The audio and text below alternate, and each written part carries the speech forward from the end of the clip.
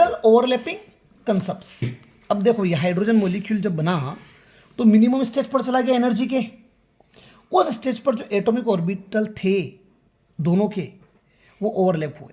एक का atomic orbital दूसरे के ऊपर क्या हुआ होगा, ओवरलैप हुआ होगा, और दोनों के बीच में क्या बनी होगी, बॉन्ड बनने की प्रोसेस चालू होगी।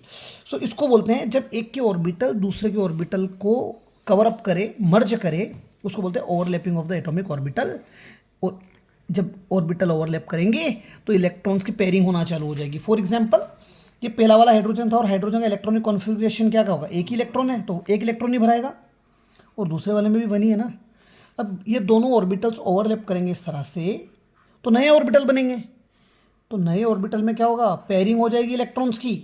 समझ में आ रही कि नहीं आ रही है बात, ये इलेक्ट्रॉन की पेयरिंग हो रही है, उसकी वजह से बॉन्ड बना दोनों हाइड्रोजन में। कहानी क्लियर है।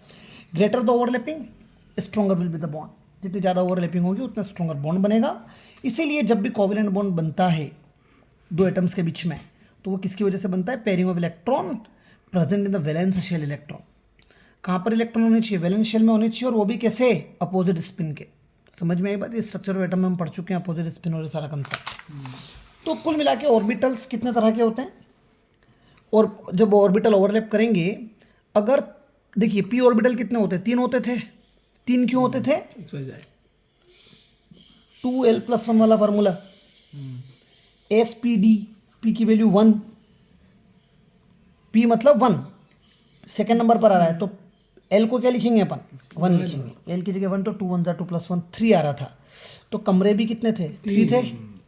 3 कमरे थे, तो एक को हम रिप्रेजेंट कर रहे हैं PX से, दूसरे को रिप्रेजेंट कर रहे हैं PY से, तीसरे को रिप्रेजेंट कर रहे हैं PZ से।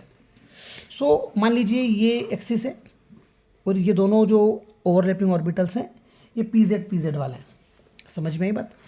अगर प्लस स्लोप से ओवरलैप करता है तो पॉजिटिव ओवरलैपिंग। इसी तरह से PZ और S में ओवरलैपिंग हो रही है, प्लस से ओवरलैप करता है तो पॉजिटिव ओवरलैपिंग।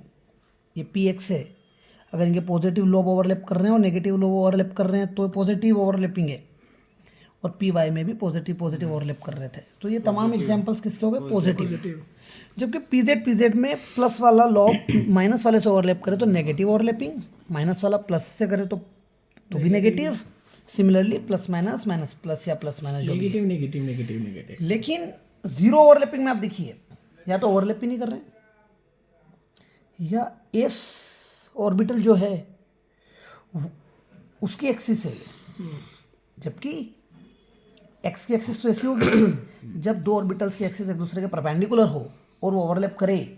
जैसे इसकी एक्सिस क्या होगी भैया, ये रही। हाँ। जब एक्सिस पैरेलल हो और ओवरलैपिंग हो तो ओवरलैपिंग पॉसिबल है, लेकिन इसकी एक्सिस ऐसी है और इसकी एक्सिस ऐसी है, या है ना, ठीक है।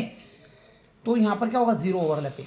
तो आपसे अगर जीरो पॉजिटिव और नेगेटिव ओवरलैपिंग पूछे तो एक एग्जांपल से बता दीजिएगा कि here axis are parallel, here axis are perpendicular. समझ में आ रही कि नहीं आ रही बात।